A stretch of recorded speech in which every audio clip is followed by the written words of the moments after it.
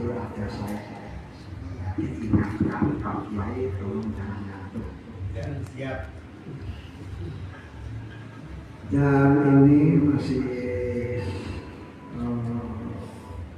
ada yang ingin saya sampaikan soal tentang pertanyaan Haji tentang lutut. Kemarin itu ya kalau saya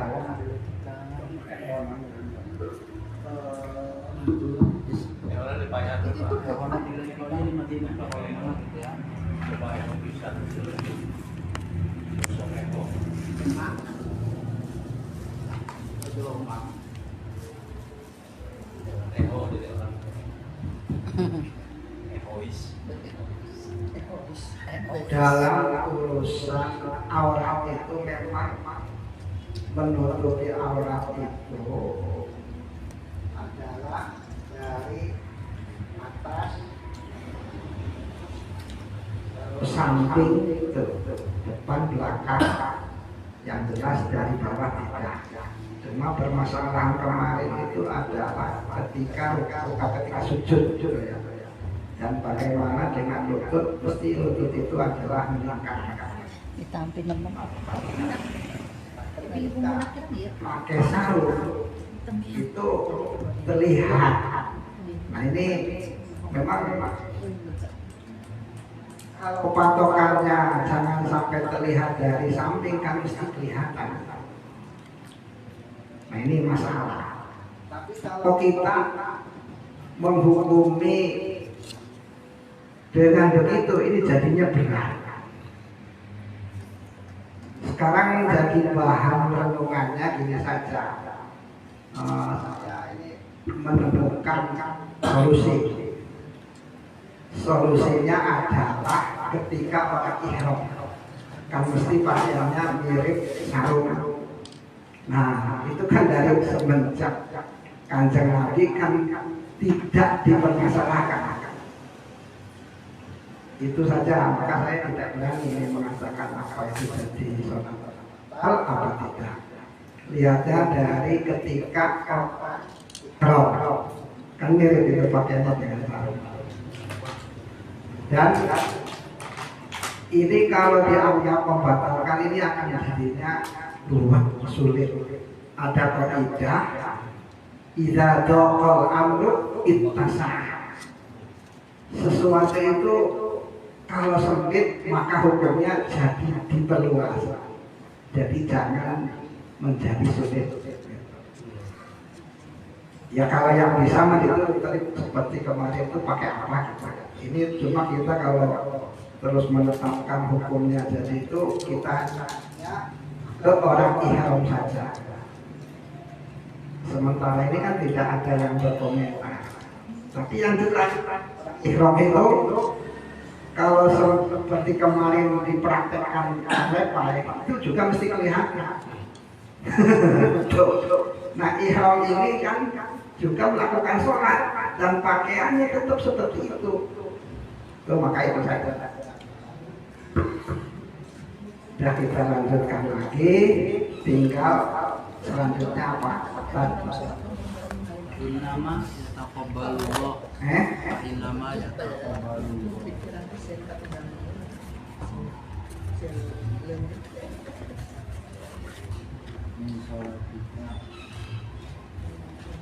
Bismillahirrahmanirrahim. Qala al-musannifu rahimahullah ta'ala wa nafa'ana bi ulumi fid dharain.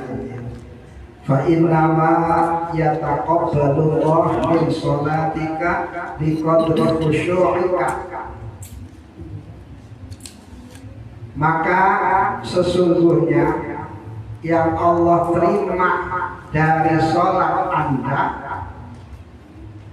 itu menurut kadar kekhusyuan Anda. Jadi kalau full dari mulai takbiratul ihram hingga salam itu khusyuk, yaitu sempurna. andaikan hanya sebagian saja yang diterima, ya sebagian lagi. Gitu.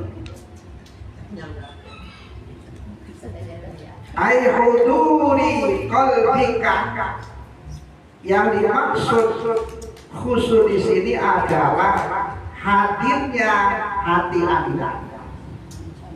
Hatinya hadir, apa yang dibacakan juga diartikan di dalam hatinya, bukan diterjemahkan. Awas, pokoknya nyambung gitu. Wa khudu'ika ai sukuni jawarihika, dan yang diterima oleh Allah itu adalah khudu', kesopanan Anda, yaitu diamnya anggota tubuh Anda. Nah, sopan santunnya sama Gusti Allah ya gitu. Anggota tubuhnya tidak melakukan gerakan-gerakan yang di dalam sholat. Itu khudu'. Kalau bahasa Jawanya DP-DP. Nah, ditafsirkan DP-DP itu ya sopan santun. Nah, sopan santun ketika sholat kepada Allah adalah sukuni jawarihika, diamnya anggota tubuh Anda. Wa tawadhu'ika, dan tawadhu Anda. Nah, ini ketika sholat kita itu harus merasa tazallul, bahwa diri kita ini adalah hina.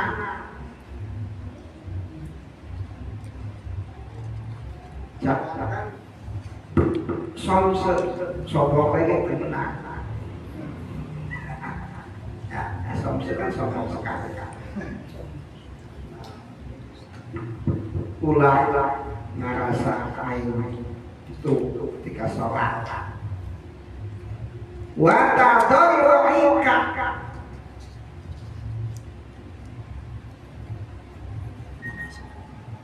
tadarru' khudu' secara bahasa artinya sama, cuma di sini dijelaskan oleh Syekh Nawawi ai khulu sikabit doa, tulusnya Anda di dalam berdoa yang tulus. Wakila lissolat arba'u syu'abin, sholat itu memiliki 4 cabang. Yang pertama hudurul qalbi, hati yang hadir atau hadirnya hati. Yang kedua syuhudul akli, akalnya menyaksikan. Khudurun nafsi, yang ketiga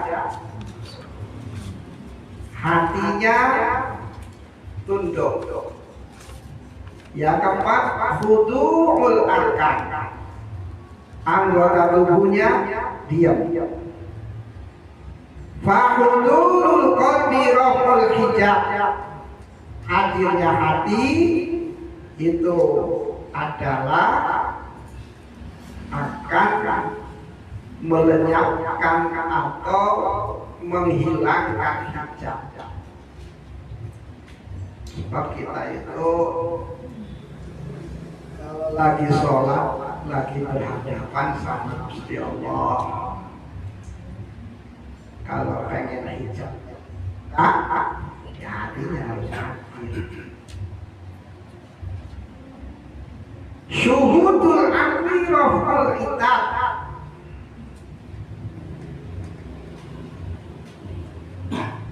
akalnya menyaksikan. Itu nanti rafal itab dihilangkannya cacian. Namun akal pikiran akan mana-mana dicaci sholat. Ya, orang yang sholat gerakannya gak sopan, itu berarti kasar.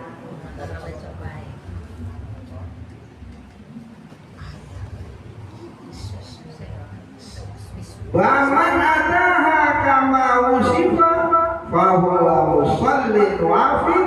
Siapa yang melakukan sholat sebagaimana yang telah disifati atau diterangkan di atas, yaitu bil khusyuk wal khudu' wat tawaddu, itu berarti musallin wafi, orang yang sholatnya sempurna. Amin, muka-muka dipalingan. Ya kalau enggak kasih sih nggak bisa. Nggak bisa, itu adalah anugerah. Minta sama Gusti Allah berharap. Namun tadi pasiennya atau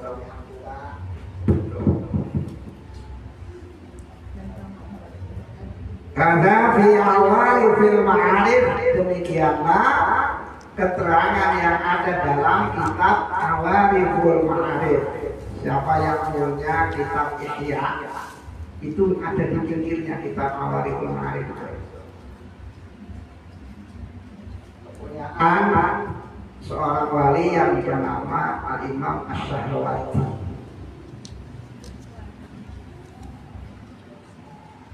Imam Syahrawati menjelaskan bahwa Kanjeng Nabi Muhammad disebut Al-Ummi.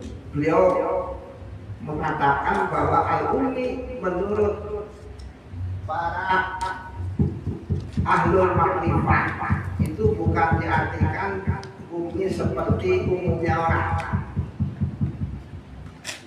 Kita kan suka bersolawat ala Sayyidina Muhammadin Nabiyil Ummi. Itu kebanyakan orang mengatakan al-ummi adalah tidak bisa baca tulis. Ini kurang enak kalau menurut saya. Enaknya jangan begitulah, masa saya saja yang tidak bisa baca tulis untuk Kanjeng Nabi. Alasannya karena kalau Nabi itu bisa baca tulis, nanti dikiranya Al-Quran bikinan Kanjeng Nabi. Iya gitu katanya. Iya. Saya lebih enak kalau seandainya begitu, untuk Kanjeng Nabi jangan diterjemahkan begitulah.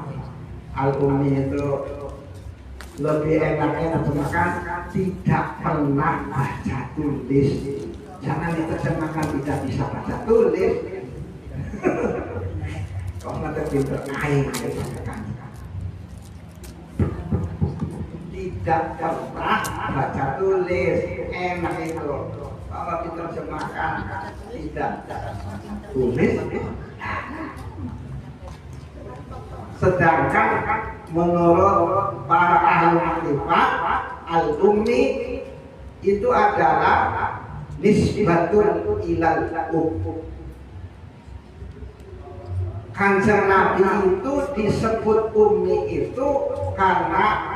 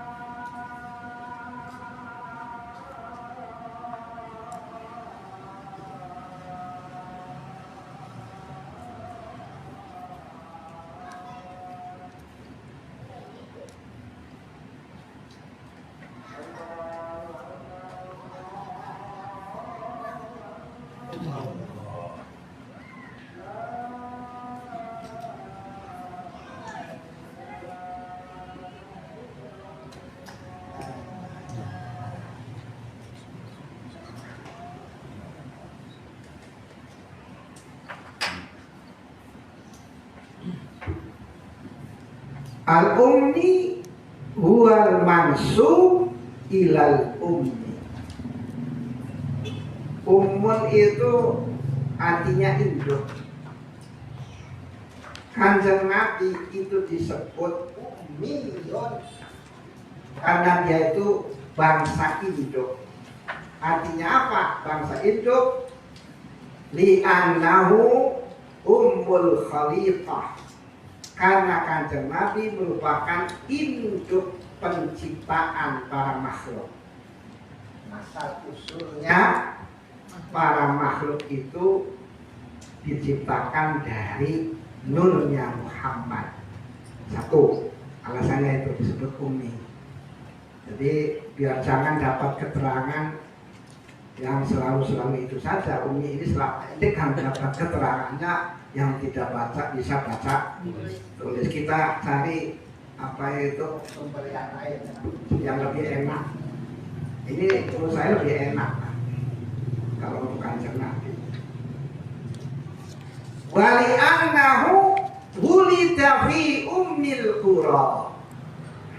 Bisanya Kanjeng Nabi disebut al-ummi karena beliau dilahirkan di Ummul Qura, yaitu Makkah. Tuh itu. Bisanya Kanjeng Nabi disebut ummiyun.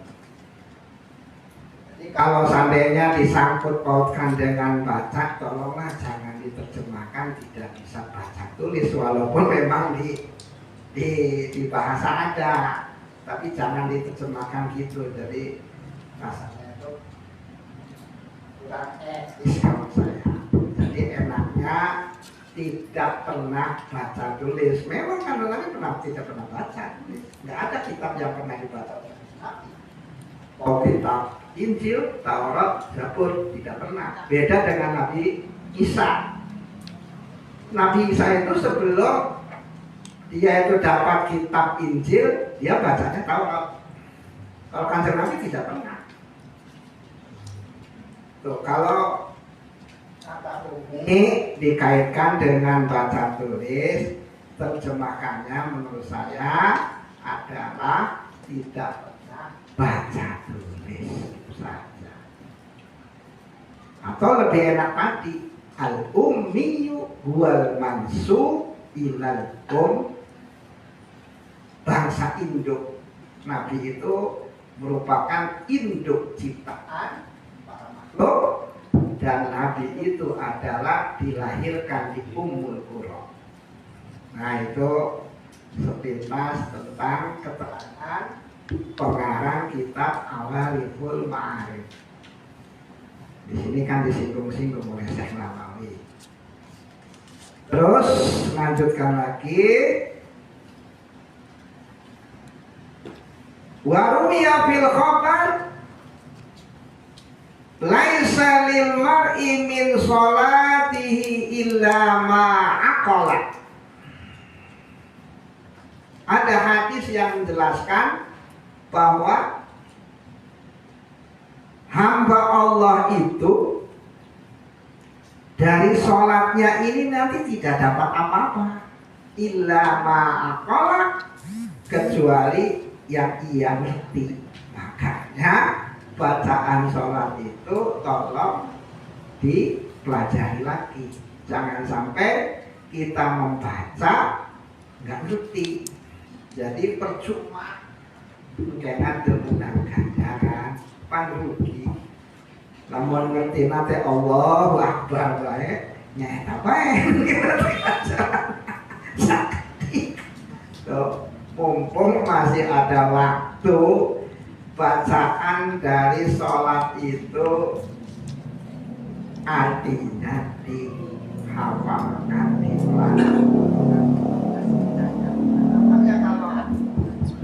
kalau artinya itu dimengerti, bisa nanti kalau pas kebetulan dapat bisa sampai nangis. Coba saja sekarang, andaikan ketika kita baca inna sholati wa nusuki wa mahyaya wa mamati lillahi rabbil alamin, baru sampai situ saja kan sudah takut kita tuh.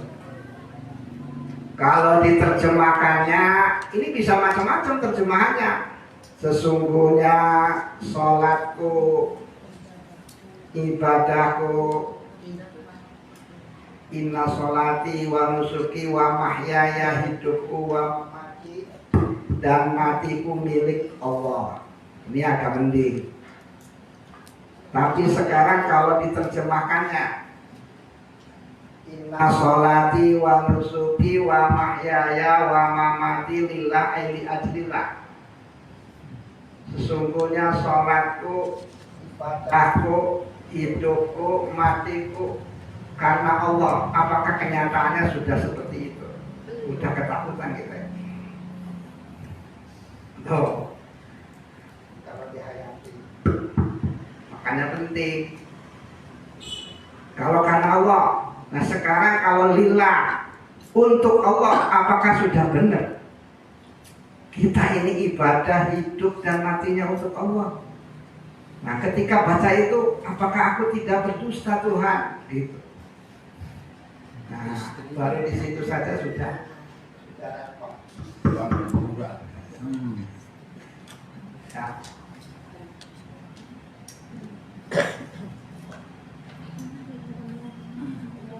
Waqad ruwiya fil khabar anna man khasha'a fi sholatihi wajabat lahul jannah. Ada riwayat yang mengatakan bahwa sungguhnya orang yang khusyuk di dalam sholatnya wajib baginya surga, pasti masuk surga. Mudah-mudahan kita semua dikasih surga. Wa kharaja min dzunubihi kayaumi waladatu ummuhu, dan akan keluar dosa-dosanya. Dia keluar dari dosa-dosanya seperti hari di mana ibunya melahirkannya. Ketika kita lahir dari ibu, kita tidak bawa dosa. Tutin yuladu alal fitrah. Wa'budhu, sembahlah Tuhanmu, ay maulaka fi sholatika, di dalam sholatmu, ka'annaka taroh, sebagaimana Anda melihatnya. Ini berarti ihsan. Ay u'budhu ta'ala hala kaunika fi sholatika misla hali kaunika ra'iyan lahu. Maksudnya sembahlah Allah Subhanahu wa ta'ala di mana Anda berada dalam sholat seperti keadaan Anda di mana Anda melihat Allah. Ini yang sudah sempurna sholatnya seperti itu. Fa inna kalau qaddata annaka kumta fi ibadati rabbik wa anta tu'ayinuhu lam tatruk syai'an mimma tuqaddiru alaihi minal khudu wal khusyu wa husnis samti wa hifdil qalbi wal jawarih. Karena sesungguhnya andaikan Anda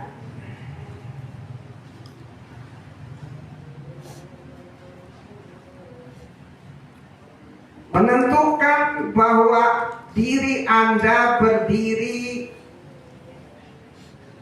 untuk ibadah atau untuk menyembah Tuhanmu,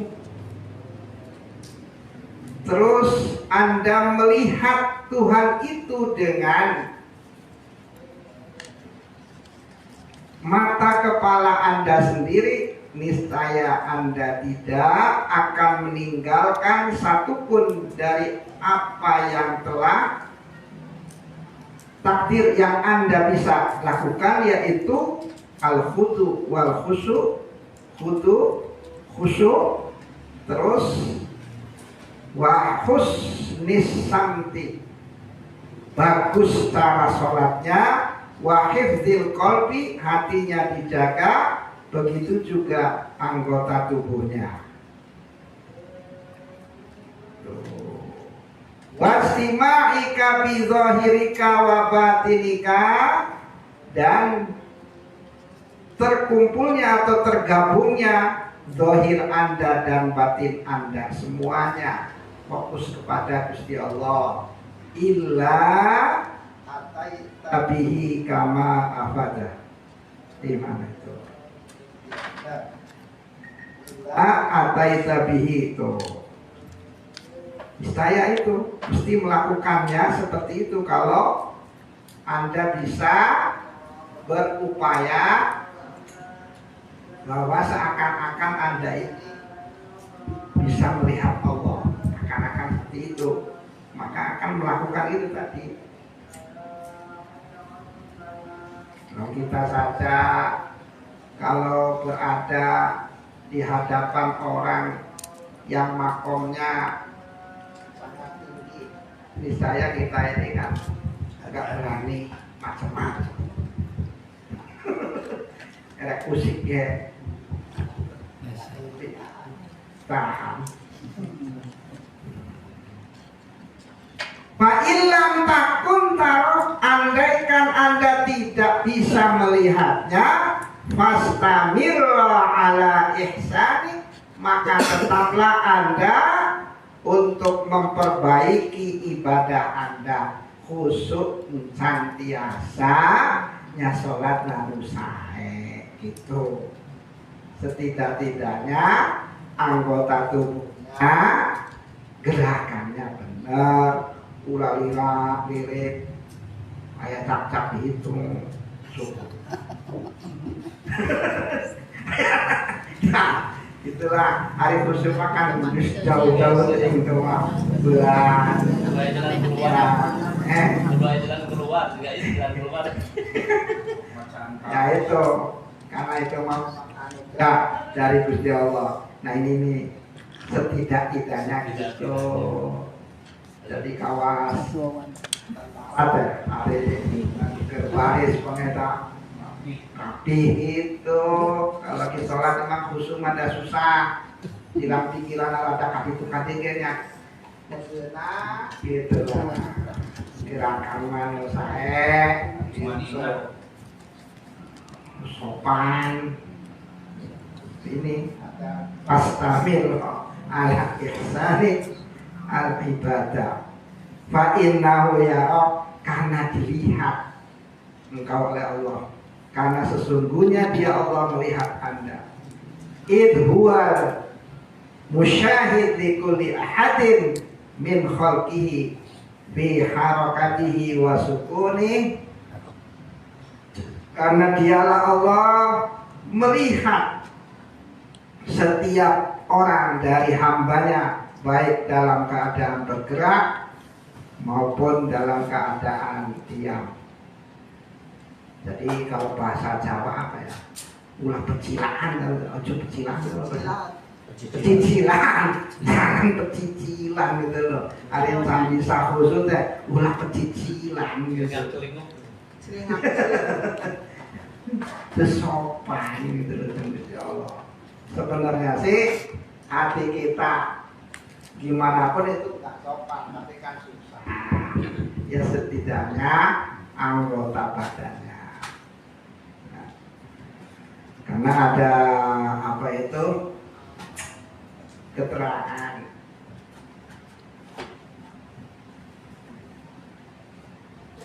Wama amartukum bihi faktu minhu mastata'tum.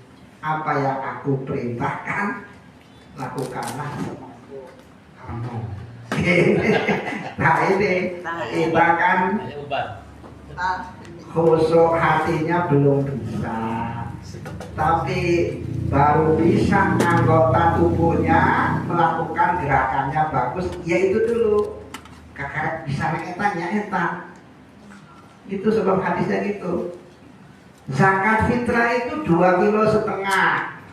Namun teu aya pisan ngan aya setengah kilo, nya setengah kilo. Gitu ketentuannya. Faktu minhu mastata'tum. Sama pula.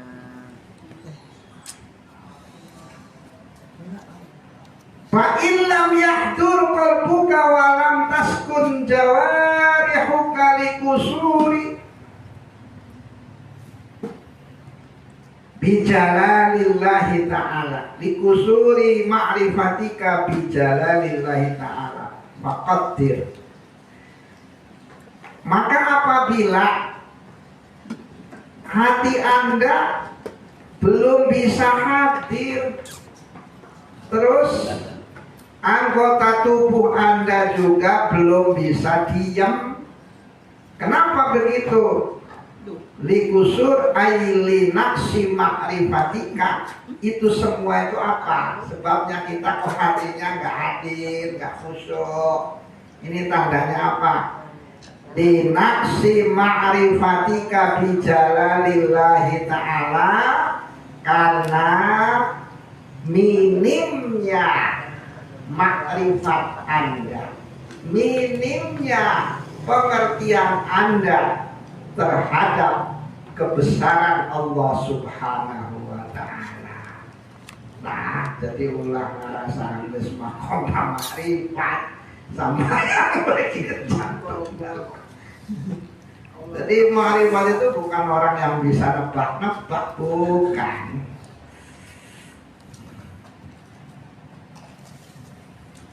Terus gimana nih? Karena tidak mampu khusyuk, faqaddir. Oh. Masih cilak, kalau mama teh. Ai fi dawami qiyamika fi sholatik, ketika Anda berdiri di dalam sholat Anda, faqaddir anna rajulan sholihan min wujuhi ahli baitik ay min asyrafi ahli baitik yang zuru ilaih. Perkirakan. Jadi Anda memperkirakan atau Anda bayangkan gitu loh, bahwa sesungguhnya ada orang laki-laki yang soleh dari orang yang mulia di antara keluarga Anda sedang melihat Anda. Kan dari diawasanku jamaah soalnya mau orang teh sholatnya teh rada bener. Akan-akan kita lagi diawasi oleh orang soleh. Itu saja salamun sandena belok cilak itu cicilan. Cara tingkat apa? Hari itu kena biasa kalau hati-hati sih salah. Bi'ainin kaliatin, orang soleh dari keluarga Anda ya sedang mengawasi Anda dengan matanya yang jeli. Itu melotot baik itu. Kawasan terus begitu nyurang tak mata. Dia lama kaifa sholatik, karena dia pengen tahu Anda itu kalau sholat seperti apa. Fa inda dzalika yahduru qalbuk. Nah, ketika itu hati Anda akan hadir dan anggota tubuh Anda akan diam. Kenapa? Khifatan ayyan sibuka dzalika rajul al-ajiz ila qillatin al-khusyuk. Takut si orang ini yang sedang mengawasi Anda yang lemah ini, yang lemah itu orang ini ya. Kenapa ini bukan menghina orang tersebut? Siapapun hamba Allah pasti dia itu adalah orang lemah. Yang maha kuasa itu hanya Gusti Allah. Kita sih orang lemah kabeh. Bisa mana bisa walakaya. Qadir hakikatan dua Allah. Yang maha kuasa itu hanya Allah. Takut nanti orang ini menyatakan bahwa kita ini kurang khusyuk. Nah, kayak sing ngomong gitu. Summa ba'da ihsasika min nafsika dzalik irji' ila nafsik. Kemudian setelah Anda berupaya agar hati Anda bisa merasakan hal itu, kembalilah kepada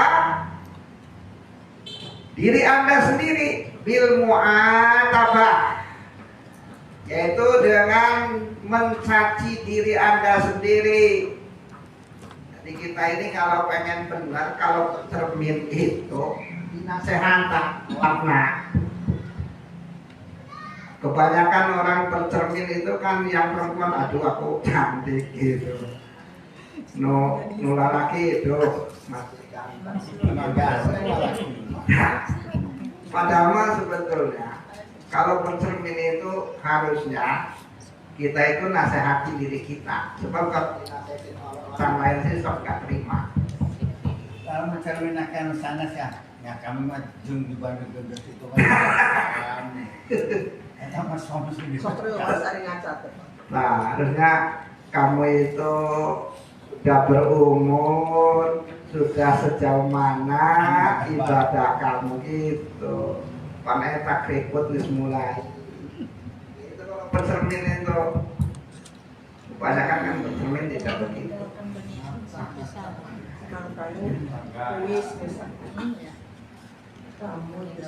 Wakul ya nafsasu tuh diomongan awak kurang teh, kurang sorangan.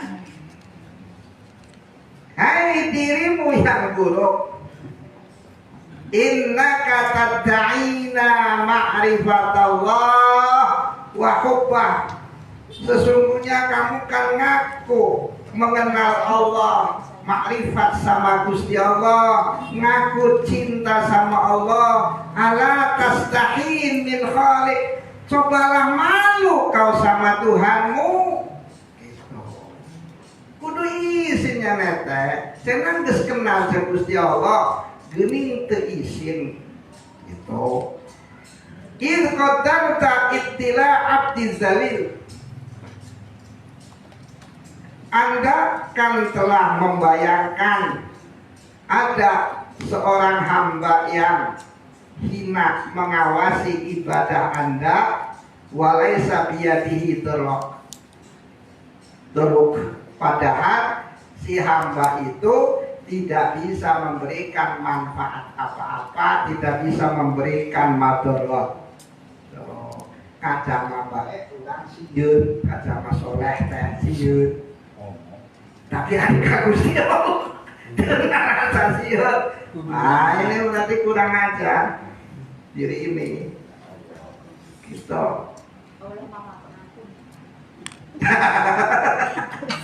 Ya, terserah itu nanti memang hamba Allah itu macam-macam merasakan tentang Gusti Allah tuh.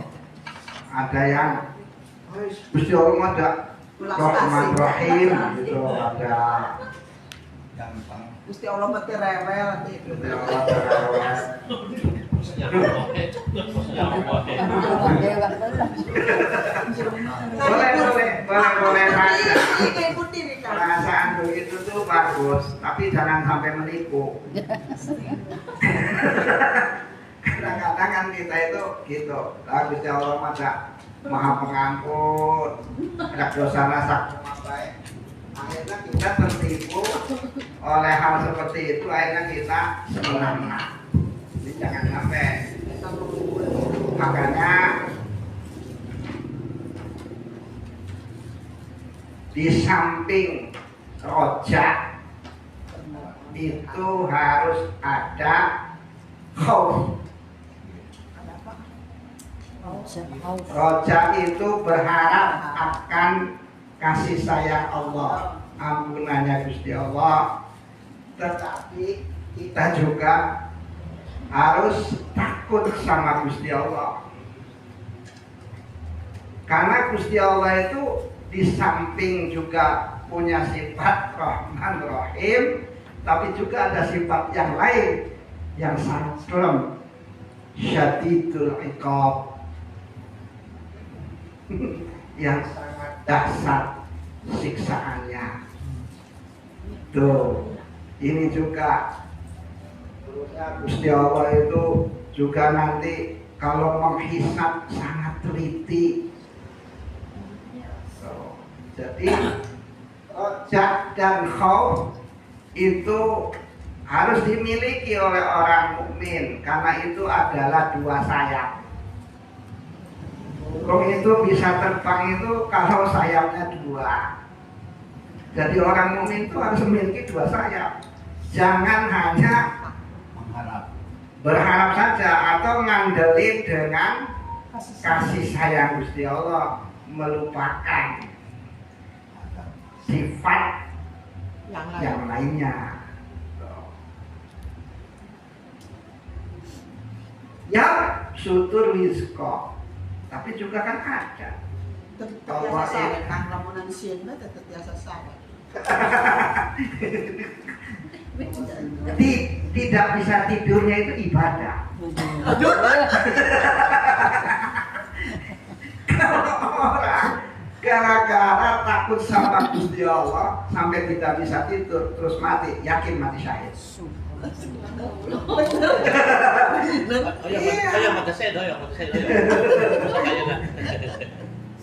Bagus, takut.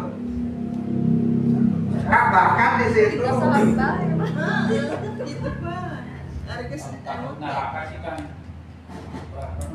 ya kalau makom kita kan takutnya neraka. Tapi hari kelasnya yang kelas lain sih bukan neraka yang ditakuti, Allahnya. Karena neraka mah tetap masih orang-orang yang kelas makrifatnya sudah tinggi, asalkan Allah ridho, aku dimasukkan ke dalam neraka pun tidak apa-apa. Ya Allah. Iya. Kan abdi kakawali panas pisan. Iya. Wa ghallibil khaufa 'ala rajai. Latai asan mirroh apa? Wasil maulaka bila. Yang biasa ngerokok mah geus latihan. Bener kan bisa sawe. Itu ada iman, bagus. Ngerokok teh ingat dulu ya Allah, mesti nggak ada lagi aku. Sama. Nuju latihan kan. Bahkan di situ kata para ulama rasa takut itu harus diutamakan agar jangan sampai nanti kita semena-mena seenaknya.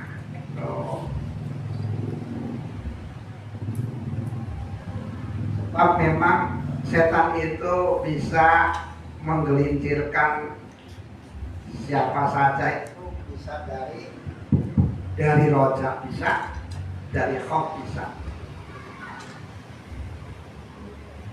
Jadi jangan sampai terus khaufnya itu melupakan rojak. Dan jangan sampai rojak melupakan khauf. Itu kedua-duanya. Itu memang dua sayap. Ketika takut ya sudah beristighfarlah. Itu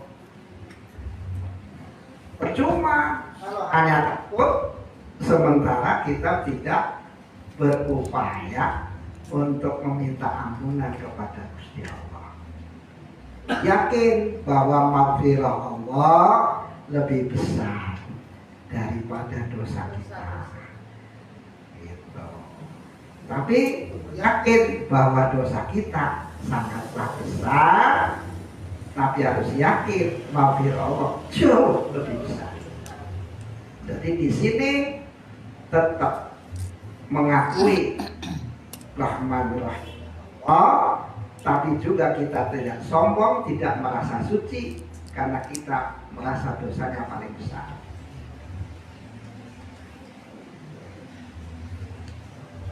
Ini terus Pak Kiai. Ya, udah lama dari ayam. Terlalu jeruk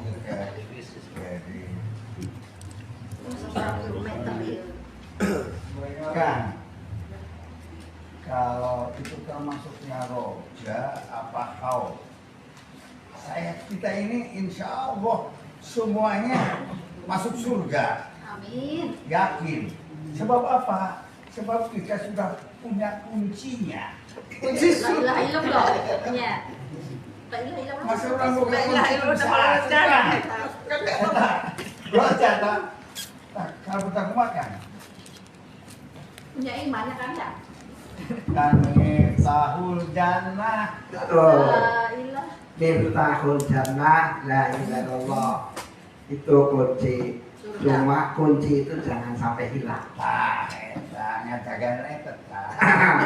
Jadi patokannya di akhir umur itu husnul khotimah.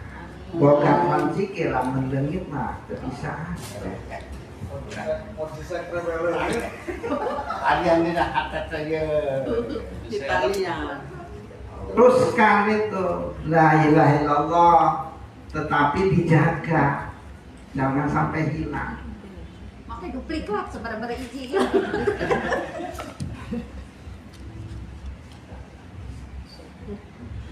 Berikutnya, mangga anu ayeuna disampaikan ku akang wilayah anu masih kena aya ganjalan perlu penjelasan langsung jero deui mangga tata-tata urang ditutup.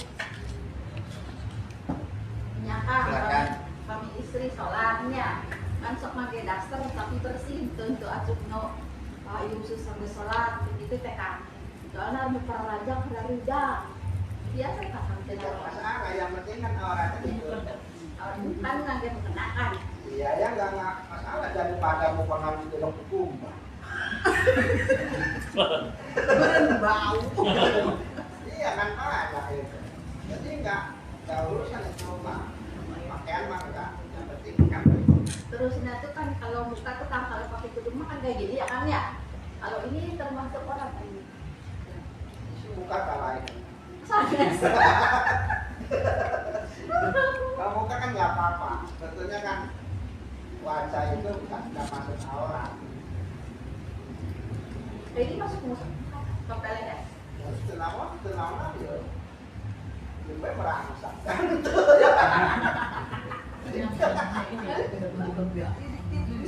Kan? Ya. Masih wajah. Untuk menuju kepada sholat kita seolah-olah kita itu sedang berhadapan, sedang berdialog, sedang bertatap, sedang ada di hadapan Sang Pencipta Allah Subhanahu wa Ta'ala. Tetapi negaranya teh sana Karena resepmen. rokaat belok poho. Tak bener. Rokaat kita Masya Allah kan. sering dah. Saking hati-hati, jadi hilap lah rasanya. Jadi untuk mencapai kira-kira ibadah orang ada peningkatan Ya diantaranya kalau mau makan